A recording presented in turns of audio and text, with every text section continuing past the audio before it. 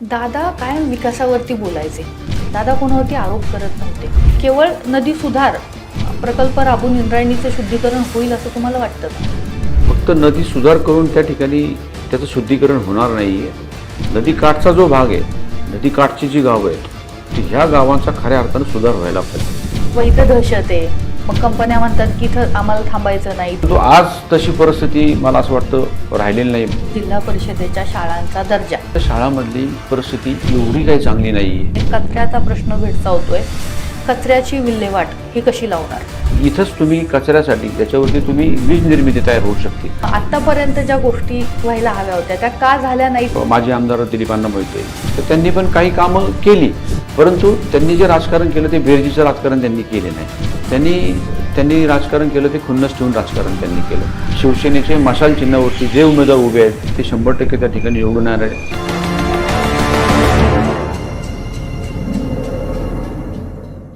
महापालिकेच्या निवडणुकांनंतर लगेचच जिल्हा परिषद आणि पंचायत समितीच्या निवडणुकांची घोषणा झाली. सुरुवातीला अत्यंत जोरात हा सगळा जिल्हा परिषदेच्या निवडणुकांचा प्रचार जो आहे तो सुरू होता. मात्र राज्याचे उपमुख्यमंत्री अजित पवार यांच्या दुर्दैवी मृत्यूनंतर हा प्रचाराचा जोर जो आहे तो ओसरला आहे. आता थेटपणे आरोप प्रत्यारोप जे आहेत ते या प्रचारामध्ये केले जात नाही आहेत, तर विकासाच्या मुद्द्यांवरती बोललं जाते. नेमकं जिल्हा परिषदेच्या निवडणुकांमध्ये आता काय घडतंय, हा प्रचार कशा पद्धतीने चालू आहे, उमेदवार त्याचबरोबर पक्षाचे कार्यकर्ते पदाधिकारी हे आपलं म्हणणं जे आहे ते कशा पद्धतीनं लोकांपर्यंत पोचवत आहेत हे आपण आसपासच्या क्षकिरण या कार्यक्रमामधून जाणून घेणार आहोत. आज माझ्यासोबत आहेत सुधीर मुंगसे. खेड तालुक्यामधलं तरुण नेतृत्व म्हणून सुधीर मुंगसे यांच्याकडे पाहिलं जातं. आज त्यांच्यासोबत खेड तालुक्याबरोबरच त्यांच्या गटामधलं जिल्हा परिषदेचा जो गट आहे त्या गटामधली जी 10 गावं आहेत त्याच्यामध्ये काय वातावरण आहे, कशा पद्धतीने त्यांचा प्रचार सुरू आहे, या सगळ्या प्रश्नांची उत्तरे जी आहेत ती त्यांच्याकडून आपण जाणून घेणार आहोत. मी तुमचं स्वागत करते. नमस्कार. खरं तर निवडणुका म्हटलं की आरोप प्रत्यारोप हे येत असतात, पण पहिल्यांदा आज ज्या वातावरणामध्ये ह्या निवडणुका पार पडत आहेत तर आपण प्रचार करत असताना प्रत्येकजण सुसंस्कृतपणे हा प्रचार करतो आहे.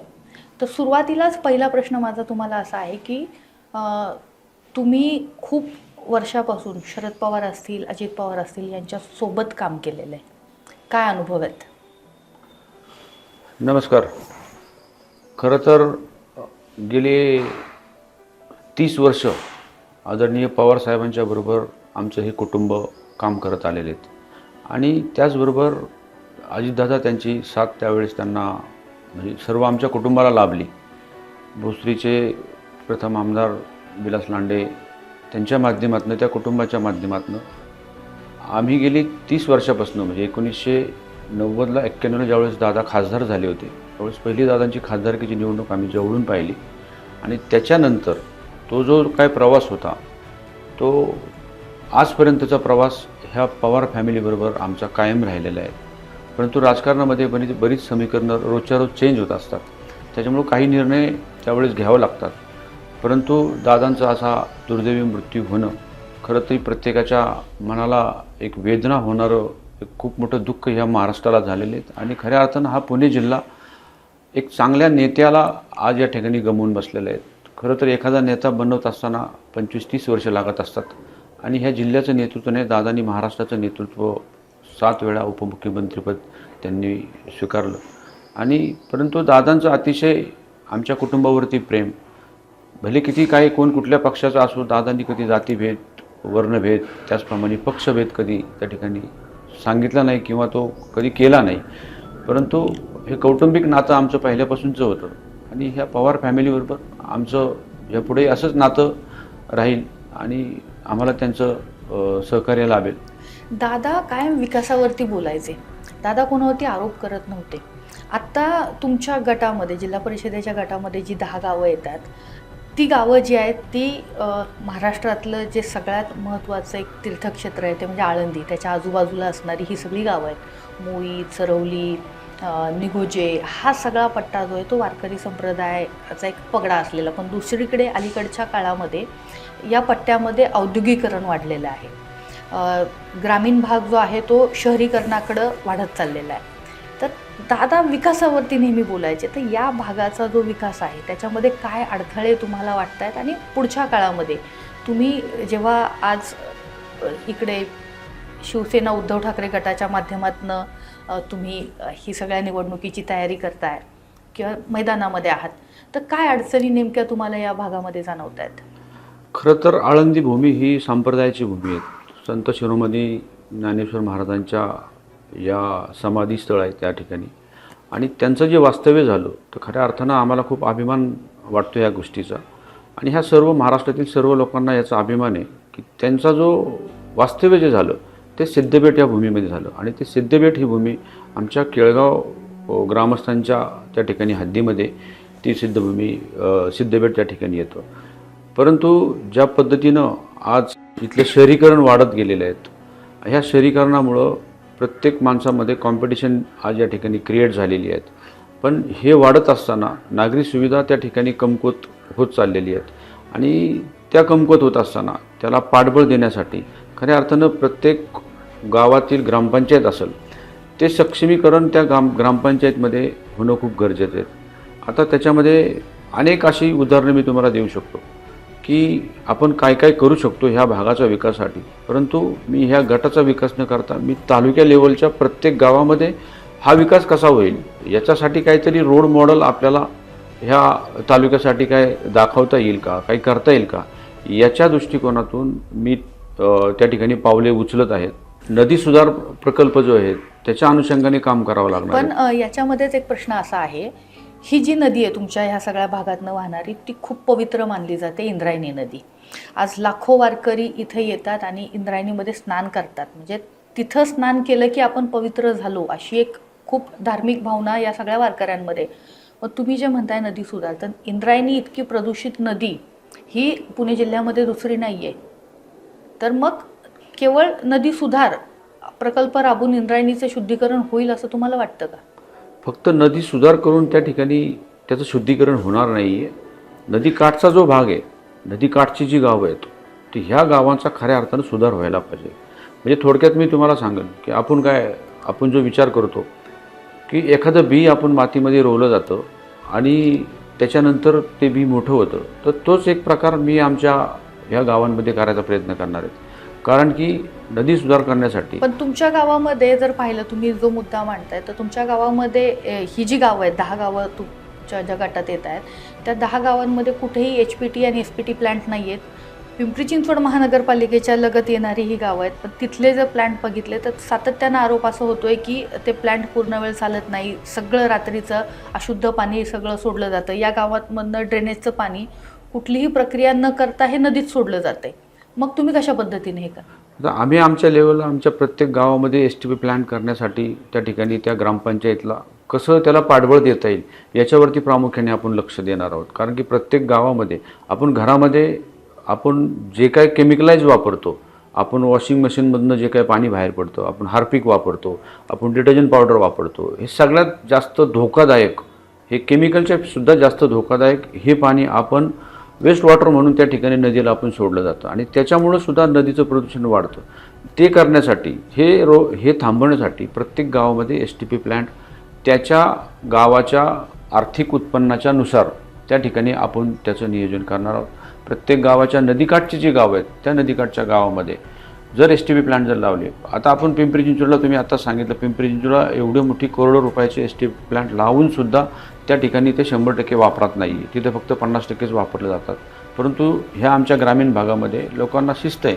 ती शिस्त म्हणजे काय की बाबा एखादी जर गोष्ट एखाद्या ग्रामपंचायतीने जर केली तर त्याच्यावरती सातत्याने पाठपुरावा करून त्या ठिकाणी ती चांगली कशी राहील याच्यासाठी या भविष्यकाळामध्ये त्या ठिकाणी काम करणार आहोत. दुसरी अजून एक महत्त्वाची गोष्ट ह्याच्यामध्ये येते की ही जी गावं आहेत, मग त्याच्यामध्ये निघोजे, मुई आणि त्याच्या आसपासची गावं जी तुमच्या गटामध्ये येतात, ती औद्योगिककरण त्या भागामध्ये वाढलेलं आहे.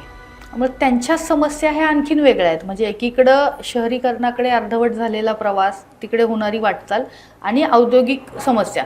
तुम्ही स्वतः उद्योजक आहात, त्यामुळे ह्या समस्या तुम्हाला खूप जवळून माहिती आहेत. काही जण असं म्हणतील की जिल्हा परिषदेच्या निवडणुकीमध्ये औद्योगिकरणातल्या समस्यांचा काय संबंध, असंही होईल. पण जेव्हा राज्य सरकार असेल किंवा केंद्र सरकारच्या काही गोष्टी असतील, पण जिल्हा परिषदेतनं कुठल्या मूलभूत सुविधा त्या भागामध्ये मिळायला पाहिजेत असं तुम्हाला वाटतं? कसं आहे, आपण घरात रोपटं लावतो, त्या रोपट्याचं वटवृक्ष होतो. हे रोपटं खरं तर ग्रामपंचायतीपासून लागलं जातं. ते खरं तर स्वतःच्या घरापासून लागलं जातं. आपण आपल्या घरामध्ये किती सुरक्षितता आहे, किती स्वच्छता आहे, आपले शिस्त काय आहेत, याच्यावरून आपल्या गावाचं त्या ठिकाणी नियोजन करू शकतो. गावाचं नियोजन केल्यानंतर गटाचं करू शकतो, तालुक्याचं करू शकतो. तर याचा अर्थ असा होत नाही, ह्या जिल्हा परिषद गटामध्ये साधारणतः औद्योगिक क्षेत्रामध्ये मला असं वाटतं की भारतामध्ये नाही, जगामध्ये सर्वात मोठी इंडस्ट्री असणारी आपली चाकण इंडस्ट्री आहे. आपल्या वार्षिक उत्पन्नाच्या जवळजवळ 45,000 कोटी रुपये आपला GST पेअर आपला हा फक्त खेड तालुका आहे. राज्यामध्ये सगळ्यात एक नंबरचा जर तालुका जर कुठला जर म्हटलं तर तो हा खेड तालुका सगळ्यात मोठा GST पेड करतो. आता ह्याच्यामध्ये इंडस्ट्री ह्या निगोजे, त्याचप्रमाणे म्हाळुंगे, कोरुळी ह्या ज्या गाव आहेत, ही जी गावं आहेत, ह्या गावामध्ये सगळ्यात मोठ्या मोठ्या इंडस्ट्री आहेत आणि ह्या इंडस्ट्रीला पूरक वातावरण असणं खूप गरजेचं आहे. आता तुम्ही आत्ताच म्हटले की तो जिल्हा परिषदेचा आणि ह्या इंडस्ट्रीचा संबंध काय, कारण की हे गावच ह्या लोकांना सुविधा पुरवत असतं. जरी MIDCने रस्ते केले असतील, जरी MIDCने पाणी देण्याची व्यवस्था केली असेल, परंतु त्याचं नियोजन कुणी करायचं तर ते ग्रामपंचायतनी त्या गावामध्ये असलेल्या इंडस्ट्रीचं नियोजन करायचं असतं आणि ते सूक्ष्म पद्धतीनं मग तिथले रस्ते असतील, तिथले लाईट असतील, तिथला घनकचरा असतील, तिथं अनेक गोष्टीची ज्या समस्या आहेत. आज इंडस्ट्रीमध्ये आपण काम करतो, बऱ्याच लोकांच्या समस्या आहेत. आम्ही गेले 30 वर्षापासून काम करतो. आम्हाला प्रत्येक गोष्ट त्या ठिकाणी भेडसावती आहेत. प्रत्येक माणूस आज इथं घाबरल्यासारखं काम करत असतो. परंतु काही काळांतराने आता ह्या गोष्टीवरती थोडा बदल होत चाललेला आहे आणि भविष्य काळामध्ये मला असं वाटतं की इथं अजून चांगल्या मोठ्या प्रमाणामध्ये त्या इंडस्ट्री येण्याने मला फायदा काय झाला तर मला 100% फायदा झाला. मला आज माझे छोटे गाव आहे ना, माझे प्लॉट्स होते, त्या ठिकाणी मी रेंटल उत्पन्न करून त्या ठिकाणी शेड्स बांधून त्या ठिकाणी मला उत्पन्न निर्माण होते. त्याच्यानंतर आमचे काही मित्रमंडळी त्या ठिकाणी प्रत्येक कुटुंबामधले लोक, त्यांना इंडस्ट्रीमधली सिव्हिलचे काही कॉन्ट्रॅक्टर त्यांना मिळतात. म्हणजे MIDCला लागणाऱ्या पूरक व्यवस्था ज्या आहेत, तर ह्या सगळ्या व्यवस्था त्या गावातल्या तरुणांना ती संधी भेटलेली आहे आणि प्रत्येक तरुण आज त्या ठिकाणी जी आत्ताची पिढी आहे ती मला असं वाटतं सक्षम झाल्यासारखी त्या ठिकाणी दिसत आहेत आणि त्याच्यामुळं इंडस्ट्री सांभाळली पाहिजे. इंडस्ट्रीला जर सांभाळलं त्यासाठी पोषक वातावरण पाहिजे ना. बऱ्याचदा असं ऐकायला येतं की बाबा इथं दहशत आहे, मग कंपन्या म्हणतात की इथं आम्हाला थांबायचं नाही, इथं स्थानिक लोक जे आहेत ते अडचणी निर्माण करतात, माथाडीचा प्रश्न कधीतरी निर्माण होतो. तर तिथं नेमकं कसं? हा जो प्रश्न आहे, हा दहशत आहे, हा गेले काही वर्षापूर्वी इथून पाठीमागच्या 4-5 वर्षामध्ये किंवा 10 वर्षाच्या कालखंडामध्ये तो प्रश्न खूप भेडसावला होता आणि सेंट्रल गव्हर्नमेंटनी त्याच्यावर कारवाई पण खूप मोठ्या प्रमाणावर केली होती. परंतु आज तशी परिस्थिती मला असं वाटतं राहिलेली नाही. बऱ्यापैकी असं वातावरण ते निवळलेलं आहे आणि प्रत्येक नवीन जो तरुण त्या ठिकाणी उद्योग करण्यासाठी येतो की तो कुठली दहशत करण्यासाठी येत नाही. त्या कंपनीमध्ये त्याला काहीतरी रोजगार मिळावा, काहीतरी काम मिळावं या उद्देशाने तो त्या ठिकाणी काम मागत असतो. परंतु आता काही मंडळी, मी थोडक्यात सांगेल की राजकीय मंडळी त्याचा फायदा घ्यायचा प्रयत्न करतात. परंतु आम्ही इंडस्ट्रीमध्ये काम करतो, आम्ही राजकीय मंडळीचा पण लोक काही फायदा करून देतात, परंतु तो कंपन्यांची समतोल राखून, म्हणजे दोन्ही वातावरण त्या ठिकाणी स्टॅबिलिटी राहिली पाहिजे अशा दृष्टिकोनातून काही राजकीय नेते पण त्या ठिकाणी मदत करत असतात. पण ह्याच्यामध्ये गावाचा सर्वांगीण विकास खूप चांगल्या प्रमाणे होतो. परंतु गावाचा विकास होत असताना त्याच्यावरती खूप मोठा भार येतो, कारण की आजूबाजूचं शहरीकरण झाल्यामुळं लोकांची वाढती लोकसंख्या आणि त्याच्यामध्ये जे प्लॅनिंग आपण जे म्हणतो, जे DPचं प्लॅनिंग व्हायला पाहिजे, जे PMRDचं जे प्लॅनिंग व्हायला पाहिजे, ते प्लॅनिंग कुठेतरी कमी पडते ह्या माध्यमातून. भविष्यकाळामध्ये त्या प्लॅनिंगची खूप मोठी आवश्यकता आहे. अनेकांचे शेड्सची काम चालू आहेत, अनेकांच्या रूम्सचे काम चालू आहेत. प्रत्येकाला कुठंतरी व्यवसाय करण्यासाठी तिथं संधी आहे, परंतु ते कुठंतरी नियमाला अधीन राहून त्या ठिकाणी करणं खूप गरजेचं आहे, जेणेकरून इथली वाहतूक व्यवस्था आहे, इथलं प्रदूषण जे आहे हे चांगल्या प्रमाणे राखलं जाईल. वाहतुकीचा मुद्दा तुम्ही हे केला.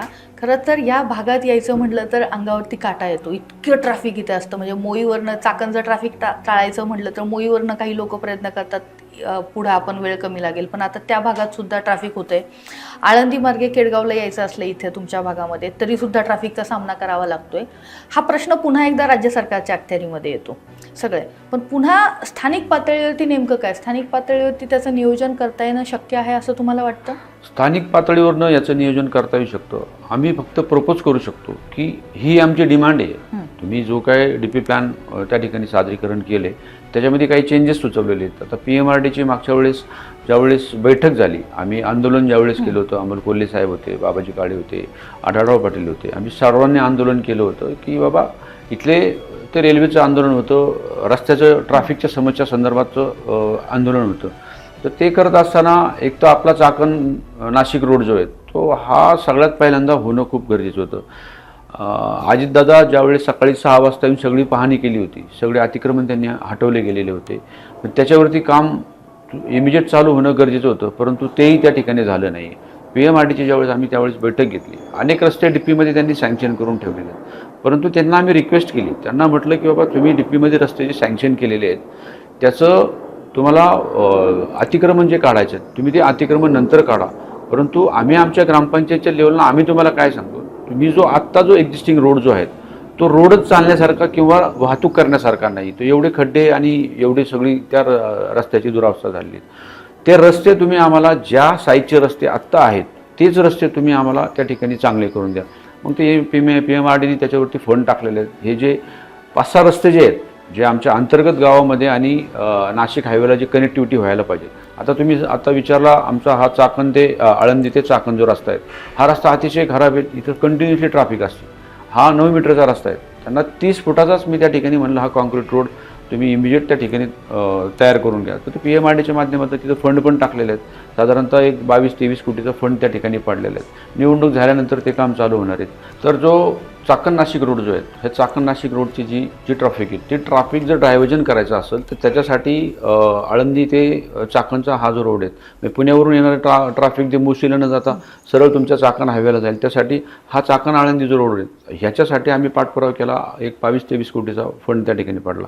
त्याच्यानंतर दुसरं नाशिक फाट्याचं जे ट्रॅफिक आहे ते चिखलीवरनं डायरेक्ट महिंद्रामध्ये म्हणजे फोक्सवॅगनला त्या ठिकाणी निघतं. जे MIDC जे ट्रॅफिक आज होती जे चाकण हायवेला जी ट्रॅफिक येते ती डायव्हर्जन करत असताना त्या चिखलीचा नवीन ब्रिज जो झालेला आहे महापालिकेने जो केला तिथं जो रस्ता आहे तो डायरेक्ट त्या फोक्सवॅगनपासून निघतो.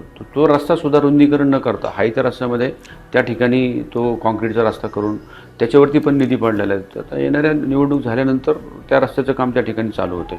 असे अंतर्गत रस्ते खूप त्या ठिकाणी आज PMRDने घेतलेले आहेत आणि ते बाबाजी काळे, अमोल कोल्हे त्याचप्रमाणे सर्व मंडळी त्या ठिकाणी जाऊन ते निवेदन देऊन त्याचं टेंडरिंग पण झालेलं आहे, त्याचं वर्क ऑर्डर पण निघालेलं आहे. त्याच्यामुळं ह्या काही 15 दिवसानंतर निवडणुका झाल्यानंतर ही कामं त्या ठिकाणी चालू होणार आहेत. हा झाला रस्त्याचा प्रश्न आणि रस्त्याचा जो किचकट मुद्दा आहे की तो राज्य शासन आणि हा असाच तो सुटणारा आहे. म्हणजे त्यामध्ये तुम्ही फक्त जसं म्हणला की आम्ही त्यांना प्रपोज करू शकतो, पण दुसरा सगळ्यात महत्त्वाचा प्रश्न जो आहे तो म्हणजे जिल्हा परिषदेच्या शाळांचा दर्जा. त्याबाबत काय आज या भागातल्या शाळांची अवस्था ती कशी आहे? म्हणजे एखाद दुसरी शाळा जिल्हा परिषदेची टॉपची आहे त्यामुळं सगळ्याच शाळा चांगल्या आहेत असं नाही ना. जिल्हा परिषदेच्या शाळांमध्ये मुलं टाकायला नको म्हणतात काही ठिकाणी पालक, अशी अवस्था आहे. अशी अवस्था जर तुम्ही पाहायला गेलं तरी तुम्ही जे म्हणता त्याला मी थोडं सहमत आहे असं मी दर्शवेल. कारण की मी एक एज्युकेशन ट्रस्ट गेले 25-30 वर्षापासून मी चालवतो आहे आणि आजच्या ज्या जिल्हा परिषदेच्या शाळा आहेत तर काही ठराविक शाळा जर तुम्ही जर पाहिले तर त्या शाळेमध्ये ॲडमिशनसाठी सुद्धा आम्हाला स्वतःला क्यूमध्ये उभं राहावं लागतं. अशी परिस्थिती आहे का? ती अशी परिस्थिती प्रत्येक भागामध्ये काही मोजक्या शाळा आहेत त्यामध्ये आहेत. त्याच्यामध्ये सगळ्यात महत्त्वाचं म्हणजे माझ्या जिल्हा परिषद गटामध्ये धानोरे गावामधील जी शाळा आहेत त्यासाठी ॲडमिशन घेण्यासाठी मी स्वतः 6 महिन्यापूर्वी बरीच रिक्वेस्ट करून मी एक ॲडमिशन त्या ठिकाणी केलं गेलं. मला खूप अभिमान वाटला ह्या गोष्टीचा की अरे म्हणजे आपल्या जिल्हा परिषद शाळेमध्ये 4 वेळा फोन करून सुद्धा ॲडमिशन होत नाही. माझ्या गावातल्या माणसाला मला तिथं घेऊन जावं लागलं आणि त्याचं ॲडमिशन करावं लागलं रिक्वेस्ट करून. त्यांनी पण ते वेटिंगमध्ये ठेवलं. मी म्हटलं हे कसं? तर मी ती सगळी व्यवस्था त्यांच्या ठिकाणी ती समजून घेतली की बाबा ह्याच्यामध्ये काय नक्की तुम्ही कशा पद्धतीचं मुलांना एज्युकेशन करता. कारण की माझ्यासाठी खूप हे महत्त्वाचं होतं हे जाणून घेणं. त्याच्यामध्ये शिक्षकांचा दर्जा खूप महत्त्वाचा असतो, त्याचप्रमाणे इन्फ्रास्ट्रक्चर सुद्धा खूप महत्त्वाचं असतं. आणि ते शासनाच्या मार्फत सगळे शिक्षक नेमले जातात, इन्फ्रास्ट्रक्चर त्या ठिकाणी असतं, परंतु शिक्षक नेमले जातात, पण त्या शिक्षणाचा दर्जा काही काही शाळेमध्ये बिलकुल नसतो. म्हणजे आता मी तेच म्हणणार होते की तुमच्या गटामध्ये 10 गावं येतात आता, आणि त्या 10 गावांमध्ये एक शाळा चांगली आहे, उर्वरित 9 गावांमधल्या शाळांचं काय?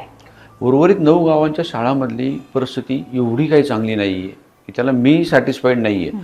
मी ते धानुऱ्याची जी शाळा आहेत ती मी एक माझ्या डोळ्यासमोर ते मॉडेल म्हणून मी त्या ठिकाणी ती पाहिल, आणि त्याच्या दृष्टिकोनातून त्या शाळेचं मॉडेल मी प्रत्येक शाळेमध्ये मला कसं करता येईल हा दृष्टिकोन माझा त्या ठिकाणी पण राहणार मग आहे. हे आतापर्यंत का झालं नाही? आता इथून पाठीमागचे काय, इथं कोण त्या ठिकाणी राजकीय नेते असतील, म्हणजे असेल, त्यांनी त्याच्यावरती लक्ष नसेल दिलं. कारण की आजकाल जिल्हा परिषदेमध्ये शाळेमध्ये पटसंख्या खूप कमी कमी होत चाललेली आहेत. इथं जी गरिबांची मुलं असतात ती त्या शाळेमध्ये त्या ठिकाणी जाण्याचा प्रयत्न करत असतात, तिथं आपलं शिक्षण घेत असतात. पण मला एक गोष्टीचा अभिमान खूप मोठ्या प्रमाणे वाटेल की जी मुलं जिल्हा परिषद शाळेमध्ये शिक्षण घेतात ते IAS आणि MPCमध्येच क्रॅक करू शकतात. नॉर्मल इंग्लिश मिडियममधली जी मुलं आहेत त्या मुलांचा जर तुम्ही जर अभ्यासक्रम जर पाहिला आणि जिल्हा परिषद जर पाहिला तर याच्यामध्ये खूप मोठा फरक आहे. त्याच्यामुळं ह्या मातेशी आपण एक टच म्हणतो ना, तो जिल्हा परिषद शाळेच्या माध्यमातून आपल्याला पाहावयास मिळतो. आणि भविष्यकाळामध्ये आमच्या गावातच नाही, आमच्या JDP गटात नाही, पूर्ण तालुक्यामध्ये प्रत्येक शाळा चांगली कशी होईल, त्यांचं शिक्षण कौशल्य चांगलं कसं होईल, आणि त्याच्याच माध्यमातून त्यांची आरोग्याची सुद्धा त्या ठिकाणी काळजी कशाप्रमाणे त्या ठिकाणी घेतात. त्याचप्रमाणे जे स्पोर्ट्स आपण ऑर्गनाईज करत असतो त्याच्यामध्ये जास्तीत जास्त मुलं सहभागी होऊन त्यांचं गुणकौशल्य कसं वाढेल याच्यावरती मी खूप मोठ्या प्रमाणावरती मी काम करणार आहे.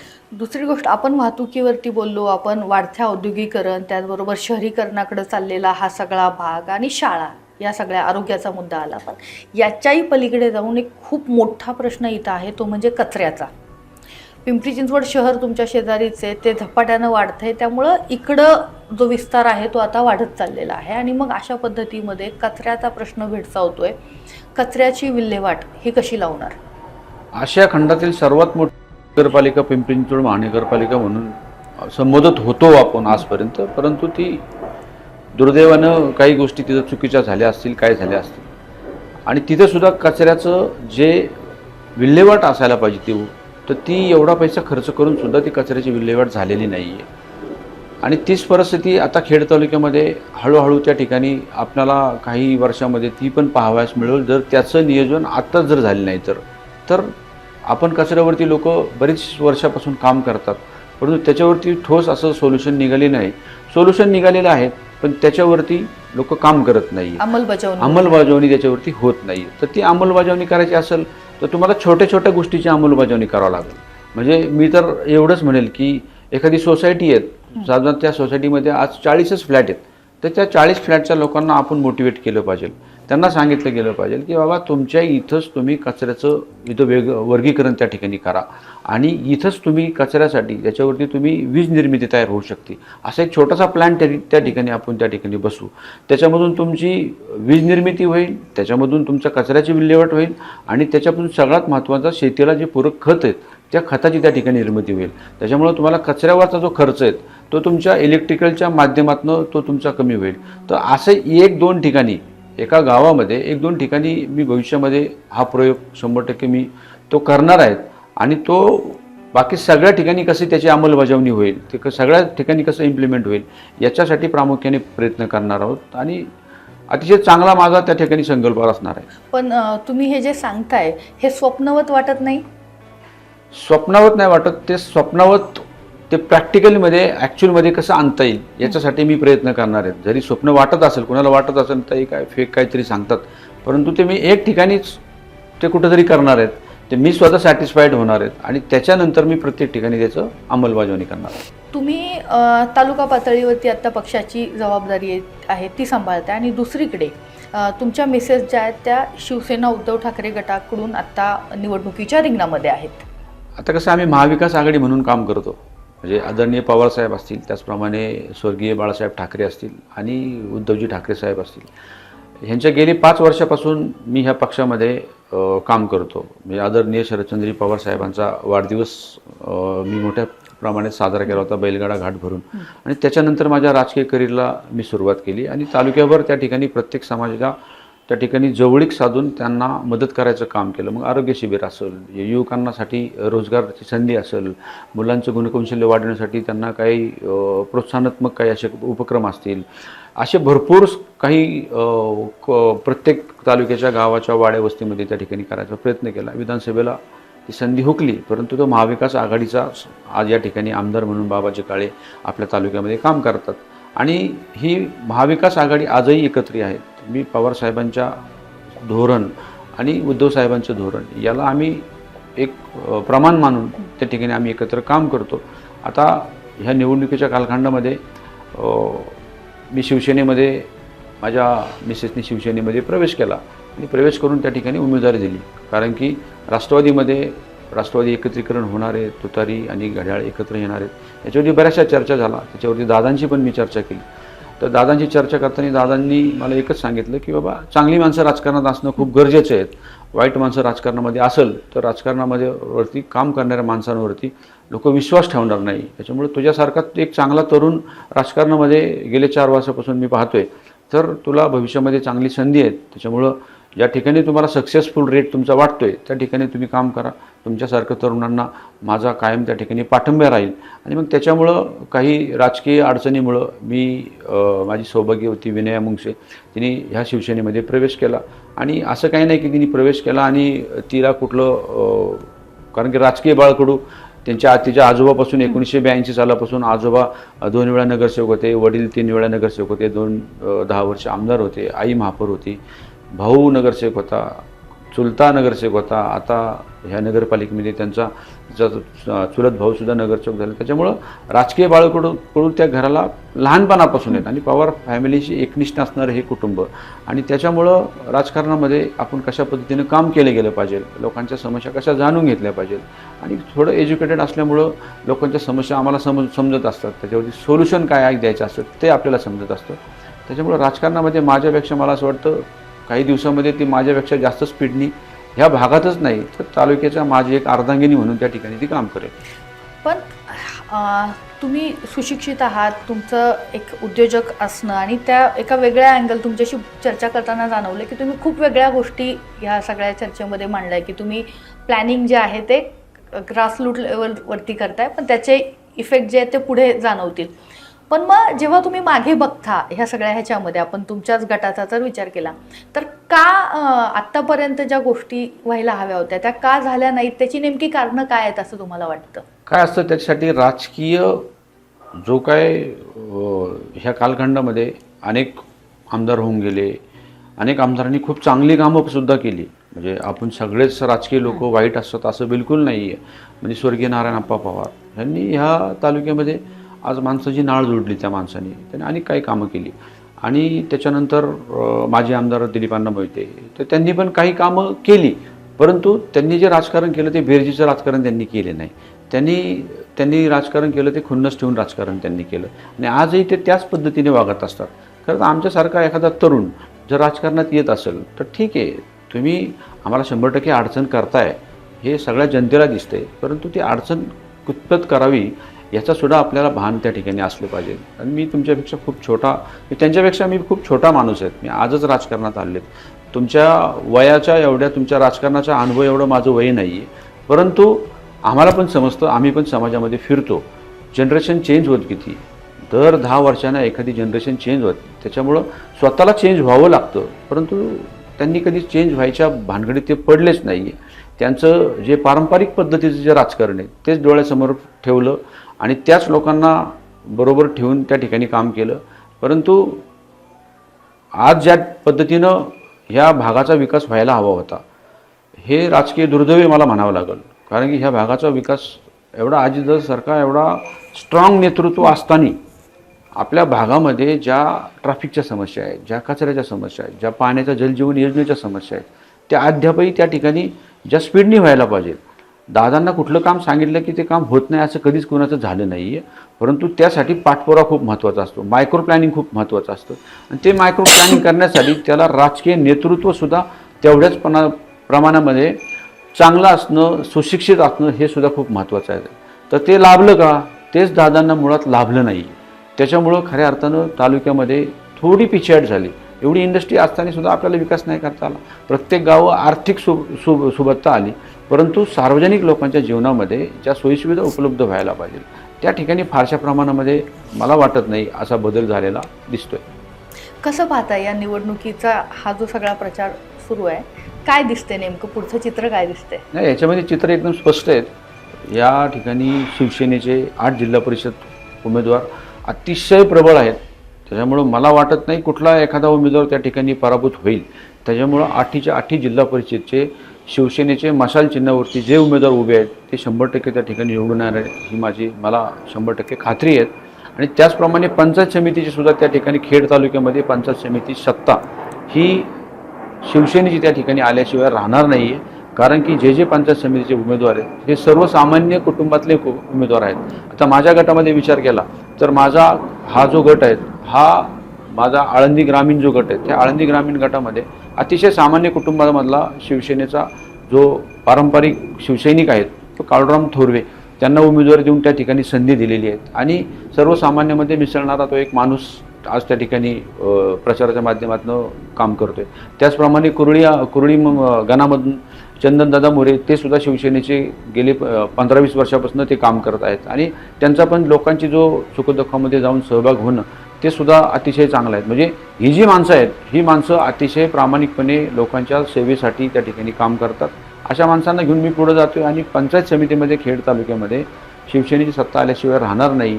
जिल्हा परिषदमध्ये ह्या गटामधून ह्या तालुक्यामधून शिवसेनेचे 8च्या 8 त्या ठिकाणी उमेदवार निवडून येतील अशी मला अपेक्षा वाटते.